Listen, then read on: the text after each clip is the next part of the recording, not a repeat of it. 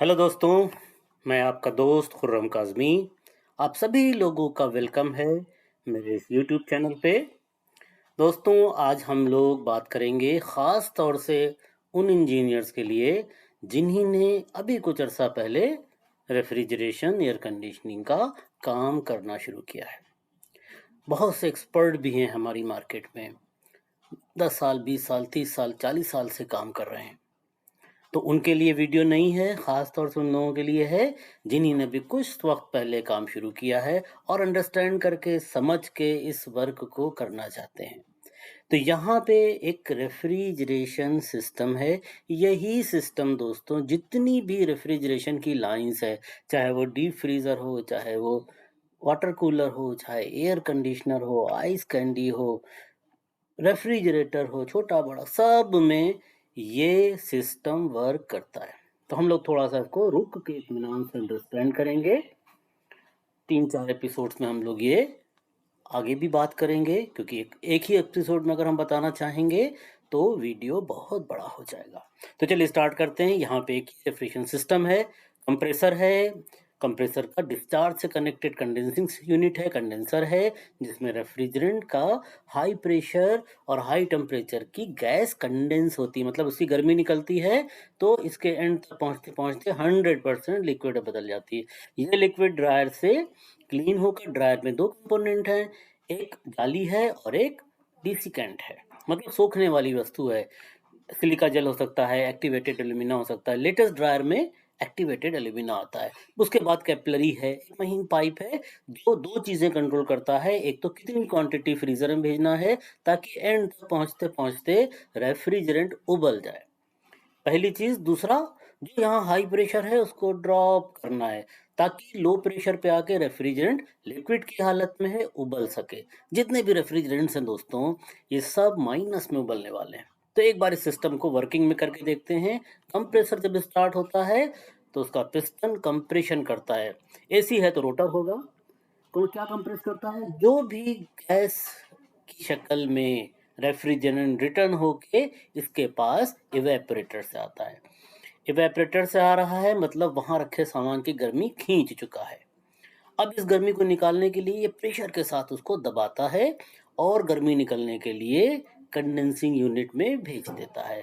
Condensing unit में इसकी गर्मी जैसे जैसे बाहर निकलती है वैसे वैसे ये लिक्विड में बदलने लगता है और ये लिक्विड ट्रेवल करता हुआ अपनी बची कुची गर्मी को निकालता हुआ कहाँ पहुंचता है? क्लीनर तक पहुंचता है, ड्रायर तक पहुंचता है। अब यहाँ पे अगर हम देखेंगे तो टेम्परेचर होता है करीब करीब, ऊपर देखेंगे तो 58 डिग्रीज। डिपेंड करता है रेफ्रिजरेंट के बाद आसपास जो रेफ्रिजरेंट है उसकी कौन सी रेफ्रिजरेंट यूज़ कर रहे हैं उस पर डिपेंड करता है। तो 12 पहले यूज़ होती थी, 134A अभी यूज़ हो रही है, 600A यूज़ हो रही है, 600A प्लस 290 यूज़ हो रही है। एयर कंडीशनर में भी अलग अलग रेफ्रिजरेंट इस्तेमाल हो रहे हैं, R32 यूज़ हो रही है, 410 यूज़ हो रही है, 22 यूज़ हो रही है। तो सबके हिसाब से थोड़ा टेम्परेचर में डिफरेंस होता है, लेकिन टॉप में और बॉटम में बहुत ज़्यादा डिफरेंस नहीं आता है। 4-5 डिग्री का डिफरेंस आपको मिलेगा। अब ये यहाँ से क्लीन होके कैपिलरी तक पहुँचा, कैपिलरी से आगे बढ़ेगा। जैसे ही ये महीन पाइप, मोटे पाइप पे पहुँचेगा, एकदम प्रेशर ड्रॉप हो जाएगा। जो प्रेशर यहाँ पे 130, 140, 160, 180, अगर एसी है तो 300, 320, 350, 400 तक हो सकता है। अलग-अलग रेफ्रिजरेंट का अलग-अलग है। वो काफ़ी ड्रॉप होके अगर इस रेफ्रिजरेटर की बात करें तो ये कितना बैक प्रेशर जो होता है 5-7 पाउंड तक ड्रॉप हो जाता है। उबलता है तो गर्मी खींचता है तो यहाँ से रेफ्रिजरेंट लिक्विड से कन्वर्ट हो जाता है गैस में। एंड तक पहुंचते-पहुंचते यही काम कैपिलरी का है कि इतना रेफ्रिजरेंट भेजे कि जल्दी ना उबल जाए और बाहर जाके ना उबले। तो यहाँ पे ये उबल के फिर गर्मी यहाँ से लेके कंप्रेसर तक पहुंचता है। तो ये प्रोसेस कंटिन्यूअसली चलता रहता है हमारे एक रेफ्रिजरेशन सिस्टम में। तो हमें बहुत अंडरस्टैंड करना चाहिए। अब कंप्रेसर गर्म होता है चलने की वजह से, कंडेंसर गर्म होता है, 8 डिग्री के आसपास गर्म होगा। इवेपोरेटर रेफ्रिजरेटर का है तो ठंडा होता है, कहाँ -18, 20, 22, 24 तक पहुंच जाता है। डीप फ्रीजर है तो 26, 28 तक भी पहुंच सकता है। एयर कंडीशनर है तो अगर हम कैपिलरी को देखेंगे, जो कंट्रोलर है, तो उसके हिसाब से और रेफ्रिजरेंट की जो क्वालिटी होती है उसके हिसाब से वहाँ पर फ्रीजिंग हम लोग नहीं लाते हैं, एयर कंडीशनर की बात कर रहे हैं। क्यों? क्योंकि कमरे में हमको एयर का मूवमेंट इसी के थ्रू करना है, फिन्स के थ्रू ही करना है।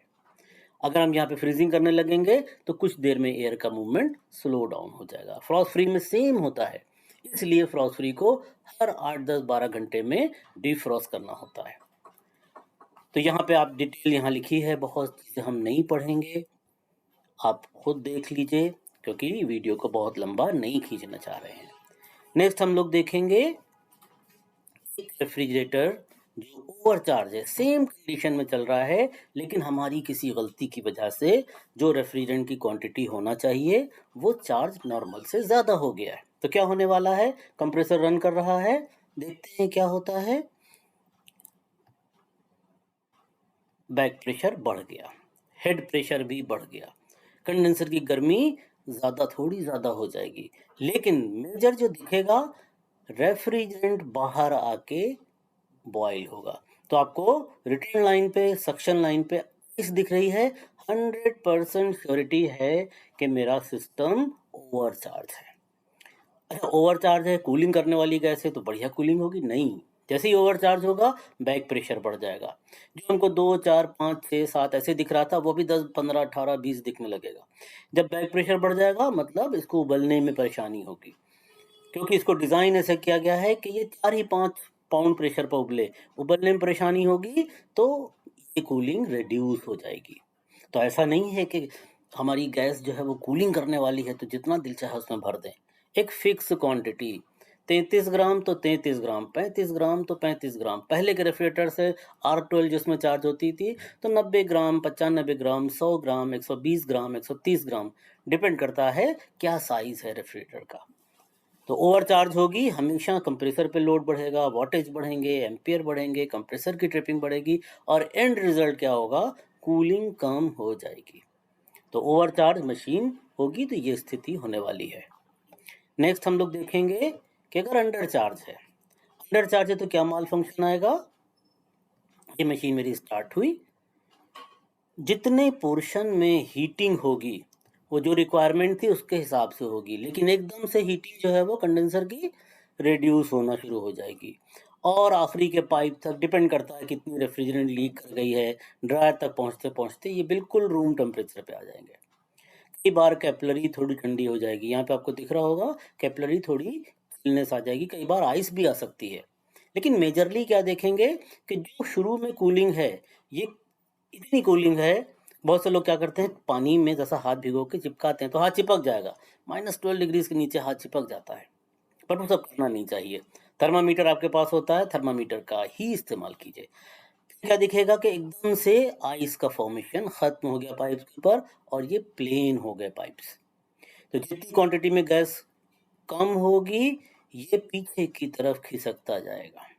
तो ये कंडीशन दिख रही है तो हमको क्लियरली पता होना चाहिए कि गैस कम है। अगर हम किसी भी तरीके से पियर्सिंग वॉल लगा के यहाँ पे गेज लगा सकते हैं तो आपको इस तरह के प्रेशर्स या कई बार वैक्यूम में भी प्रेशर आपको दिखाई देगा। नेक्स्ट हम लोग देखते हैं कंप्रेसर की पंपिंग। बहुत मिलता जुलता है दोस्तों, लेस गैस, पुअर पंपिंग और पार्शियल चोक, ये आपस में बहुत मिलते जुलते हैं। देखिए क्या होता है, मीन्स ये जो पिस्टन मूव कर रहा है ये प्रॉपर पंप नहीं कर पा रहा है। जब प्रॉपर पंप नहीं कर पा रहा है, हमेशा सही क्वांटिटी में गैस चार्ज होने पर आपको बैक प्रेशर ज़्यादा दिखेगा। जो 2, 4, 5 दिख रहा था वो 20, 25, 18, 16 जितनी भी आपकी पंपिंग डाउन है वो दिखेगा। हेड प्रेशर भी कम दिखेगा। लेकिन हमारे हाथों से छू के हम कैसे एफर्ट्स का पता कर सकते हैं? कंडेंसर ऊपर से नीचे तक एक जैसा गर्म होगा, जो 4-5 डिग्री का डिफरेंस था टॉप और बॉटम लाइन में वो खत्म हो जाएगा। आप ऊपर से नीचे तक हाथ फेरेंगे या वॉल में कंडेंसर है तो वॉल पे हाथ फेरेंगे तो एक जैसी गर्मी डिफरेंस खत्म हो जाएगा, नॉर्मल से कम गर्म होगा कंडेंसर। नेक्स्ट फ्रीजर पे जाएंगे, बहुत अच्छी पहचान है, अगर थोड़ी देर डोर खुला रह गया आइस मेल्ट होने लगेगी। पहले पाइप पर अगर आप हाथ रखेंगे हाथ का निशान वहां बन जाएगा, मतलब 36 डिग्री मेरे हाथ की गर्मी है, उसी से आइस मेल्ट होने लगेगी। क्या कहने का मतलब है, जो -12, 16, 18, 20 दिख रहा था वो -4, 6, 8 पे आके रुक जाएगा। तो ये इफेक्ट आपको इस पर हाथ रखते ही कूलिंग कॉइल पे, फ्रीजर पे आइस मेल्ट हो गई, कंडेंसर ऊपर से नीचे तक एक जैसा गर्म, नॉर्मल से कम गर्म, दैट मीन्स हमारा कंप्रेसर पंपिंग कम कर रहा है। नेक्स्ट हम लोग देखेंगे कंप्रेसर की पंपिंग नहीं हो रही है, एकदम पंपिंग नहीं हो रही, तो क्या होने वाला है, सब कुछ बिल्कुल रूम टेम्परेचर पे आ जाएगा। बैक प्रेशर, हेड प्रेशर एक जैसा हो जाएगा। कंडेंसर को छुएंगे रूम टेम्परेचर पे, फ्रीजर को छुएंगे रूम टेम्परेचर पे। अब गैस लीक में भी सेम कंडीशन आने वाली है, तो कैसे पता करेंगे, कान लगा के सुनेंगे, फ्रॉस्ट फ्री है तो पंखा निकाल देंगे, कान लगा के सुनेंगे, यहाँ पे कोई भी एयर के मूवमेंट की आवाज नहीं सुनाई देगी, गैस के मूवमेंट की आवाज नहीं सुनाई देगी। इसको रोकेंगे, कंप्रेसर को रोकेंगे तो ये ऐसे हिल के रुकेगा, और अगर इस पर हम कोई तरीके से देख सकते हैं, स्टेथोस्कोप लगा सकते हैं। अक्सर लोग क्या करते हैं कि अपना जो स्क्रू ड्राइवर होता है वो इस पे लगा के कान से सुनते हैं, तो खच खच खच खच करके इसमें आपको साउंड सुनाई देगी। मीन्स कंप्रेसर की पंपिंग एकदम जीरो हो गई है। तो दोस्तों अभी हम लोग इसको यहीं पे क्लोज करते हैं, बहुत बड़ा वीडियो फिर आप भी बोर हो जाते हैं कि पता नहीं क्या क्या बता रहे हैं।